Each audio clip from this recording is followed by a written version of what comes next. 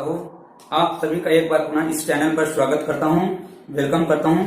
जैसे कि आप सभी को पता है कि हमने पिछले वीडियो में पढ़ा है कि क्रिस्टल लैटिस क्या होती है, यूनिट सेल क्या होता है और इनके कितने प्रकार होते हैं, और हमने ये भी जाना कि इनमें जो है नंबर ऑफ एटम कैसे निकालते हैं। और आज जो बताने जा रहा हूँ वे ना केवल 12th के स्टूडेंट के लिए बल्कि जितने भी नेशनल लेवल के एग्जाम होते हैं उसमें क्वेश्चन पूछा गया है और आया गया है। जो आज जो बताने जा रहा हूँ वो जो है क्यूबिक सेल से रिलेटेड क्वेश्चन है कि कैसे फार्मूला निकालते हैं।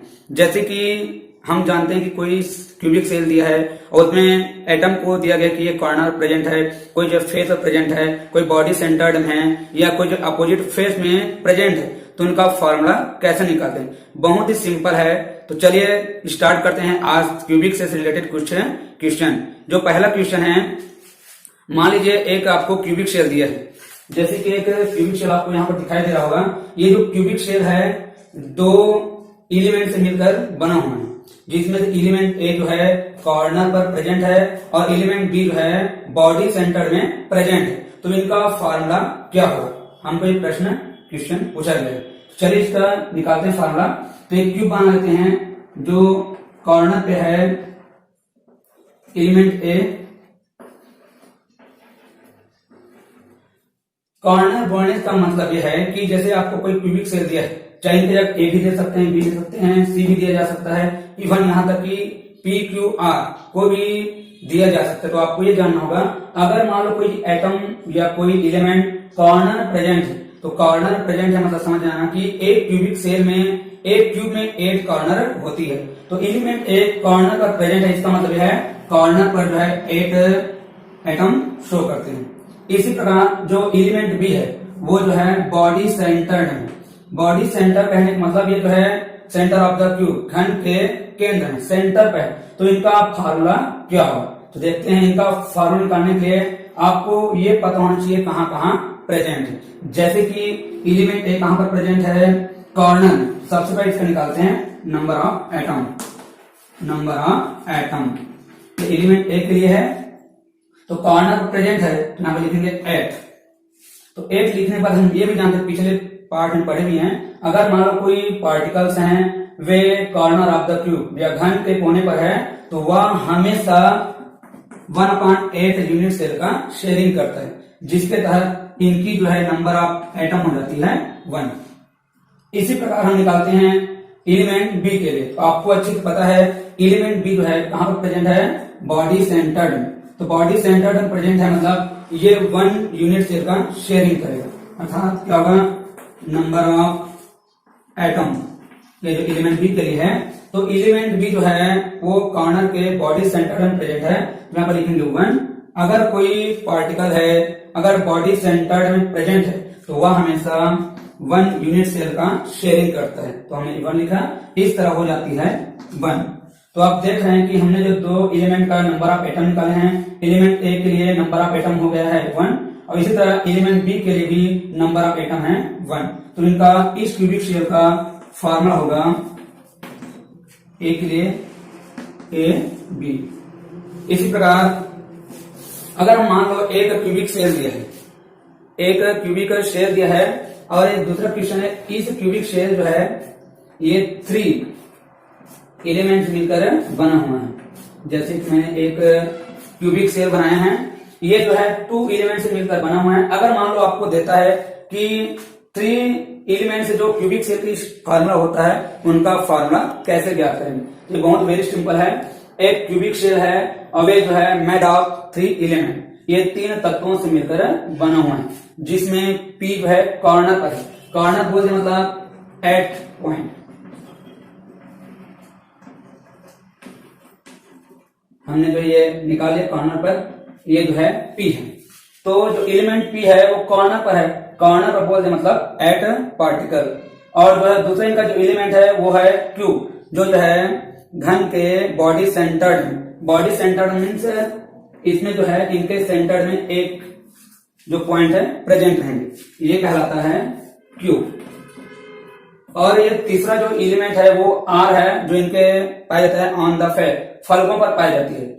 जैसे कि हम जानते हैं कि एक घन में 6 फेस होते हैं, 6 फलक होती है, तो Q जो है प्रेजेंट है फेस पर, तो हम 6 पॉइंट से शो करेंगे 1 2 3 4 5 एंड 6। ये है QR। तो प्रेजेंट समझ आ गई बात कि हमको एक क्यूबिक शेल की रचना किया है, उसमें एलिमेंट P Q R है। एलिमेंट P प्रेजेंट है कॉर्नर पर, Q जो है बॉडी सेंटर्ड में और R जो है फेस पर प्रेजेंट है। तो देखते हैं इनका फार्मूला क्या होगा। तो नंबर ऑफ एटम P के लिए निकालते हैं, एलिमेंट P के लिए निकालते हैं नंबर ऑफ एटम। चूंकि आपको अच्छी तरह से पता है कि ये जो एलिमेंट P है कॉर्नर पर प्रेजेंट है, कॉर्नर खोल देने से एक जो पॉइंट है लिखेंगे, और कॉर्नर पर कोई पार्टिकल पाई जाती है तो वह हमेशा 1/8 यूनिट सेल का शेयरिंग करता है। इस प्रकार हम देख लेते हैं कि नंबर ऑफ एटम मतलब P एलिमेंट भी कितना हो जाएगा, 1 हो जाएगा। ठीक है दोस्तों, इनके बाद देखते हैं, निकालते हैं एलिमेंट Q के लिए। जैसे कि आपको पता है एलिमेंट Q कहां पर प्रेजेंट है, वो बॉडी सेंटर। जैसे कि हमने पहले भी स्ट्रक्चर में देखे हैं कि अगर बॉडी सेंटर में कोई पॉइंट पाई जाती है, कोई पार्टिकल पाई जाती है, तो ये हमेशा 1 यूनिट सेल का शेयरिंग करता है। लिखेंगे 1 और ये जो है 1 यूनिट सेल का शेयरिंग करेगा, इस तरह हो जाता है 1। तो नंबर ऑफ एटम इनका भी 1, इनका भी 1। और जो है एलिमेंट Q है वो कहां पर पाई जाती है, on the face. On the face का मतलब इनके जो है घन के या क्यूब के फेस में पाई जाती है। अगर कोई पॉइंट जो है या पार्टिकल है घन के फेस में पाई जाती है तो 1/2 यूनिट सेल का शेयरिंग करते हैं। जैसे कि इसमें निकालते हैं नंबर ऑफ एटम 6 लिख दिए हैं। 6 इस लिखे हैं क्योंकि ये जो है ऑन द फेस में प्रेजेंट है, और जो है फेस में प्रेजेंट रहता है वो जो है 1/2 यूनिट सेल का शेयरिंग करता है। इस प्रकार हमारे पास जो है Q एलिमेंट में नंबर ऑफ एटम हो जाती है 3। अब निकालते हैं, का फॉर्मूला क्या होगा, बहुत सिंपल है। एलिमेंट P में नंबर ऑफ एटम 1 है, लिखेंगे P, Q में भी 1 और R में है 3। इस तरह इनका जो फॉर्मूला हो जाता है PQR3। एक बार नेक्स्ट देखते हैं। जैसे कि दोस्तों हमने जो है 2 क्यूबिक शेल में कैसे फॉर्मूला निकालते हैं वो देखे हैं। अगर मान लो हमको ऐसे देता है कि 2 एटम दिए हैं, जैसे एलिमेंट A है और एलिमेंट B है।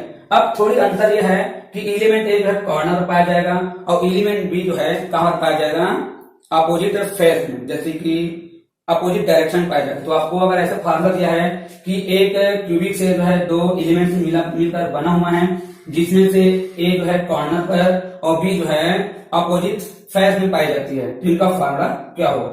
चलो दोस्तों देखते हैं। सबसे पहले हम एक क्यूब बना लेते हैं। अब क्यूब बनाने के बाद आपको ये पता होना चाहिए कि ये जो एलिमेंट है कहां पर प्रेजेंट है।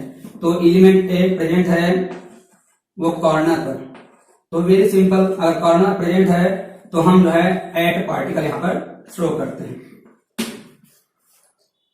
और दूसरा जो कहना चाहिए, सेकंड जो एलिमेंट है वो जो इनके अपोजिट, जैसे ये फेस है, इनका जो अपोजिट क्या होगा, ये होगा। इनका अपोजिट फेस क्या होगा, ये होगा। मतलब अपोजिट फेस में है तो हमको पता है अपोजिट फेस में केवल 2 ही पॉइंट होंगे। चाहे हम अगर इधर लेंगे तो इनका अपोजिट ये होगा, अगर इधर लेते इनका अपोजिट ये होगा। तो मान लो ऐसा क्वेश्चन दिया है तो इनको भी बनाना बहुत ही सरल है। तो कैसे बनाते हैं दोस्तों देखते हैं। तो निकालते हैं नंबर ऑफ एटम। ये जो है एलिमेंट A के लिए है नंबर ऑफ एटम। क्योंकि आप सभी लोगों को पता है कि एलिमेंट A कहां पर प्रेजेंट है, कॉर्नर में, तो वही करते आ रहे हैं कि 8 पॉइंट यहां पर लिखेंगे, और जो कॉर्नर पर कोई पॉइंट पाई जाती है तो वह जो है 1/8 यूनिट सेल का शेयरिंग करता है। इस प्रकार हम देखते हैं एलिमेंट A में नंबर ऑफ एटम हो जाती है 1। और देखते हैं कि एलिमेंट जो B है कहां पाई जाती है, अपोजिट फेस में, जो एक दूसरे क्या है, अपोजिट में है, विपरीत है। तो इसमें निकालते हैं number of atom in element B। Element B में नंबर ऑफ एटम निकालते कहा जाता है।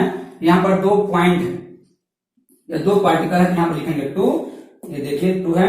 और हमको पता है अगर कोई पार्टिकल फेस में पाई जाती है तो वह हमेशा 1/2 यूनिट सेल का शेयरिंग करता है। तो हम लिखेंगे 1/2, तो इसका हो जाता है 1 हो जाएगा। इस प्रकार दोस्तों आप देख रहे हैं कि एलिमेंट A में नंबर ऑफ एटम भी 1 है और एलिमेंट B में नंबर ऑफ एटम भी क्या है, 1 है। देखते हैं दोनों में नंबर ऑफ एटम 1 है तो इनका फार्मूला हो जाता है A बी। इस प्रकार क्वेश्चन हो गया। अब अलग टाइप का क्वेश्चन आ सकता है, जैसे कि मान लो हमको दिया है एक NaCl क्रिस्टल दिया है। जैसे हमको एक क्वेश्चन दिया है NaCl क्रिस्टल जो जिसमें क्लोराइड आयन है, जो क्लोराइड है वो जो है FCC ऑर्डर में है। क्वेश्चन एक बार जरूर सुनिएगा। जैसे कि हमको एक क्वेश्चन दिया है NaCl दिया है और उसमें जो है क्लोराइड आयन जो है FCC ऑर्डर में प्रेजेंट है, तो इनमें जो है क्लोराइड आयन की संख्या क्या होगी, नंबर ऑफ क्लोराइड आयन का हम लोग क्या करेंगे, कैलकुलेटर करेंगे। क्योंकि प्रश्न में दे दिया गया है कि क्लोराइड आयन कहां पर प्रेजेंट है, FCC ऑर्डर में प्रेजेंट है। जैसे कि हम जो है पिछले वीडियो में बताए हैं कि जिनकी स्ट्रक्चर FCC होती है उसमें टोटल 14 पॉइंट पाए जाते हैं, जिनमें से एक जो है कॉर्नर पर प्रेजेंट होती है और जो 6 पॉइंट है या पार्टिकल है वो जो है फेस में, ऑन द फेस, वो जो फलकों पर पाई जाती है। जैसे कि ये स्ट्रक्चर बनाते हैं,